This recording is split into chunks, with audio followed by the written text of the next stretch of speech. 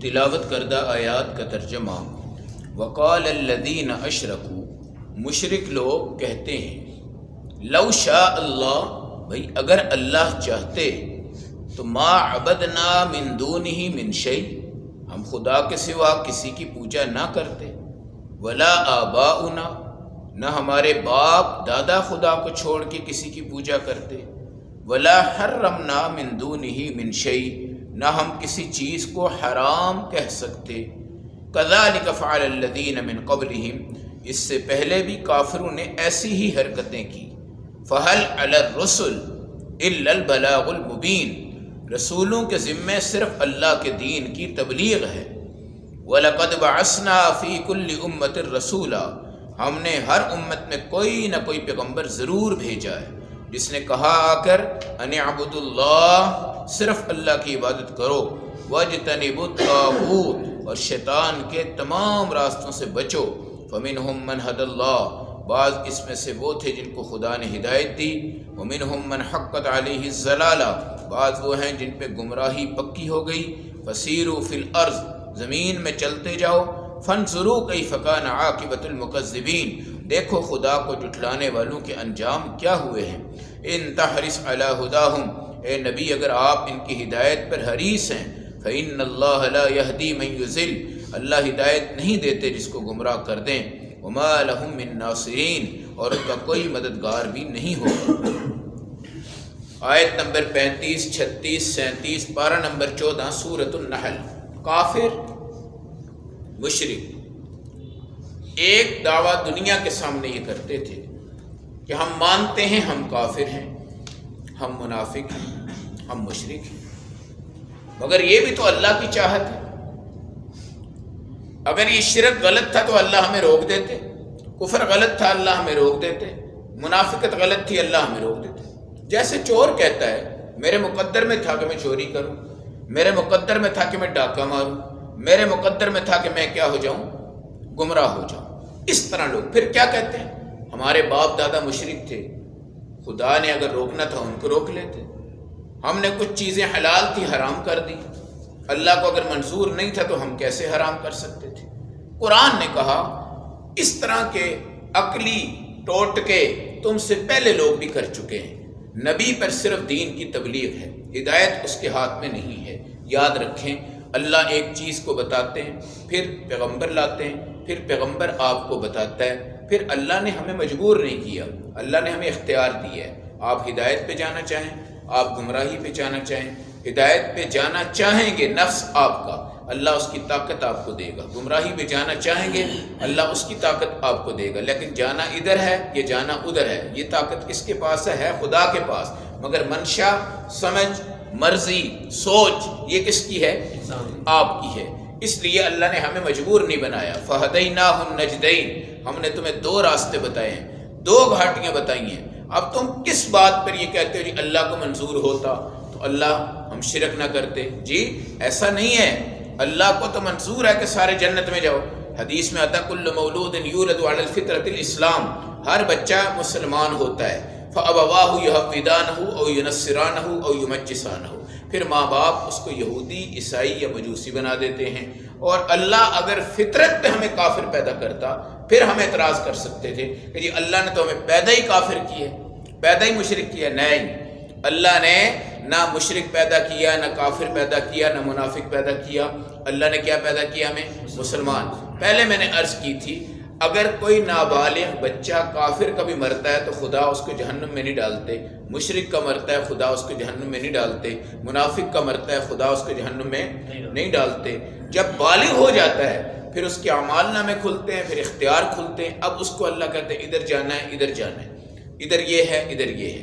رسول بھی آ کے اس کو بتاتے ہیں ادھر یہ ہے، ادھر یہ ہے۔ اب یہ ساری مرضی اس کی ہے۔ اب یہ نہیں کہہ سکتا کہ جی اللہ کے علم میں، اللہ کے علم میں تو تھا یہ کیا کرے گا، لیکن اللہ نے اس کو طاقتیں کیا دی تھی؟ دو دی تھی۔ تو اللہ پہ اعتراض ہم تب کرتے کہ جب ہم بچے بھی ہوتے تو کافر ہوتے، بچہ کوئی کافر نہیں ہے۔ فَهَلْ عَلَى الرُّسُلِ إِلَّا الْبَلَاغُ الْمُبِينُ، رسولوں پر صرف دین کو پہنچانا ہے۔ رسول تبلیغ کرتا ہے، رسول آپ کو توحید بتاتا ہے، رسول آپ کو اللہ کی وحدانیت بتاتا ہے، اور اس کے بعد عذاب کی تفصیلات بھی بتاتا ہے۔ قرآن کی اگلی آیت کہتی ہے وَلَقَدْ بَعَثْنَا فِي كُلِّ أُمَّةٍ رَسُولًا، ہر امت میں ہم نے کیا کیا ہے؟ ایک رسول بھیجا ہے۔ بعض لوگ سوال کرتے ہیں ہمارے لاہور میں کوئی پیغمبر آیا ہے؟ انڈیا میں آیا ہے؟ سری لنکا میں آیا ہے؟ دوسری جگہوں پہ آیا ہے؟ یقین رکھیں ایک پیغمبر ہے، ایک دعوت پیغمبر ہے، ایک پیغمبر ہیں، ایک دعوت پیغمبر ہیں۔ پیغمبر اس لاہور میں آئے ہیں یا نہیں، اگر ہمیں کسی شرعی دلیل سے مل جائے تو ہم کہیں گے یہاں آئے ہیں، ہندوستان میں بھی آئے ہیں۔ اگر وہ پیغمبر یہاں نہیں بھی آئے، نشانی کوئی نہیں ہے، دلیل کوئی نہیں ہے، کیونکہ 25 پیغمبر ہیں تقریباً جن کا ذکر قرآن حکیم نے زیادہ تفصیل سے کیا ہے۔ باقی پیغمبر ہمارے علم سے مخفی ہیں لیکن آئے ہیں۔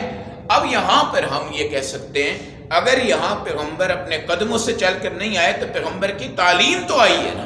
آج قرآن ہے، آج حدیث ہے، آج صحابہ ہیں، آج فقہ ہے، آج قاعدہ ہے، آج حروف تہجی ہیں، آپ کے سامنے حدیث مبارکہ ہے، علماء ہیں، فقہاء ہیں، مدارس ہیں۔ یہ کوئی ہوا میں اڑ کے تو نہیں آگے، یا تو پیغمبر آئے ہیں نہیں تو ان کے ایلچی اور ان کے قاصد جن کو صحابہ کہتے ہیں یہ صحابہ اکرام آئے ہیں۔ اور صحابہ اکرام نے پوری دنیا کے اندر کیا کیا ہے؟ آپ سندھ میں چلے جائیں صحابہ کی قبریں ہیں، جہلم کے قریب چلے جائیں صحابہ کی قبریں ہیں، بہت سی دنیا میں صحابہ کی قبریں ہیں۔ تو رسول کا آنا یا رسول کے پیغامچی صحابی کا آنا بات ایک ہی ہے۔ بات کیا ہے؟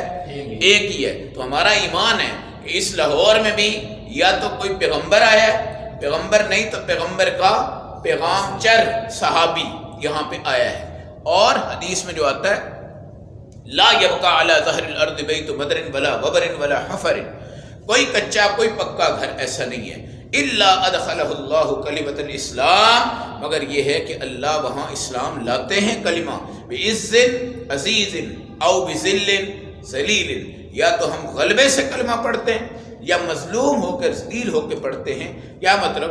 جو کافر ہیں وہ ہمارے شکنجے میں جب آتے ہیں آہستہ آہستہ اسلام لے آتے ہیں، اور مسلمان جو گھروں میں ہی مسلمان ہیں وہ ایک عزت شان شوکت کے ساتھ کلمہ پڑھتے ہیں۔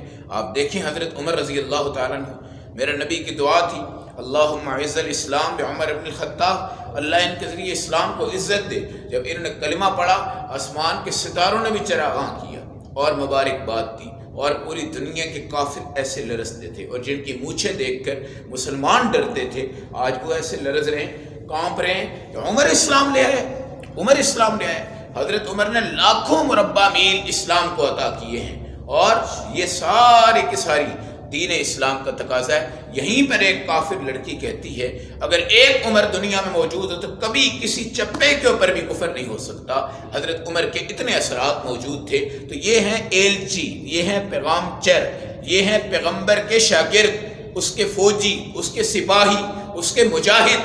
آج دنیا کے کچے پکے گھر میں دین ہے، پہنچا ہے، آیا ہے، اور وہ لوگ ہمارے دین کو پڑھ کر دین کی نقالی ضرور کرتے ہیں اور اپنے ملکوں کی ترقی کر رہے ہیں اور صرف کلمہ نہیں پڑھتے۔ یہ ان کی اپنی ہدایت سلب ہو چکی ہے۔ اس لیے اللہ رب العزت کہتے ہیں وَاجْتَنِبُوا الطَّاغُوتَ، ہر قسم کے شیطان سے، اس کے راستوں سے، اس کی تمام چیزوں سے اپنے آپ کو بچاؤ۔ بعض وہ ہیں جن کو خدا نے ہدایت دی، بعض وہ ہیں جن کے اوپر سلسلہ ضلالت ہے اور گمراہی ہے۔ دیکھو جتنے جھٹلانے والے تھے آج ان کے انجام کیا کرو، دیکھو اگر وہ گمراہ نہیں تھے پھر عذاب کیوں آیا؟ وہ گمراہ نہیں تھے پھر عذاب کیوں آیا؟ تو خدا بھی پیغام دینے کے اعتبار سے سب سے اول ہستی ہے۔ پیغمبر خدا کی دین کی نسبتوں کے ساتھ خدا کے بعد سب سے عظیم ہستی ہیں، صحابہ ان کے بعد کی ہستی ہیں۔ یہ آج کل کی کہانی قصہ تو نہیں ہے کہ مشرک کہے جی میں شرک پہ کیوں ہوں، یہ تو خدا کی چاہت ہے، منافق کہے جی میں منافقت پہ کیوں ہوں، یہ تو خدا کی چاہت ہے۔ ہم کہیں کہ بھئی ہم اسلام پر کیوں ہیں، یہ خدا کی چاہت ہے۔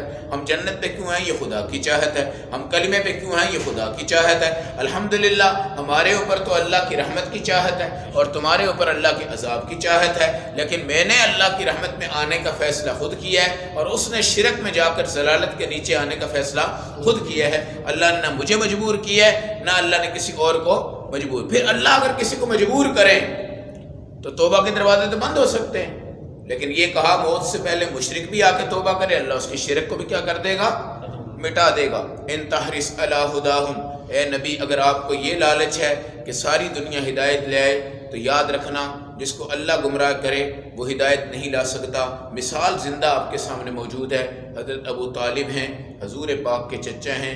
آپ کی محنت، آپ کی کاوش، آپ کے آنسو، آپ کی تڑپ، آپ کی لگن، آپ کی محنت انتھک کوشش ہے، لیکن نہیں، ایمان نہیں، اس لیے کہ ہدایت کا فیصلہ نہیں ہے، اور ہدایت کسی پیغمبر کے زور سے نہیں آتی۔ پیغمبر ایک ترغیب دیتا ہے، پھر ایک وقت آتا ہے کہ طلب ہدایت اس انسان کے اندر آتی ہے۔ جب وہ اپنے منہ سے طلب ہدایت کرتا ہے تو پھر میرا اللہ سارے دروازے کھول دیتا ہے۔ اب گمراہی کے سلسلے اس پہ کیا ہوتے ہیں؟ بند ہو جاتے ہیں۔ اللہ ہم سب کو عمل و سمجھ کی، فہم کی کامل توفیق نصیب فرمائے۔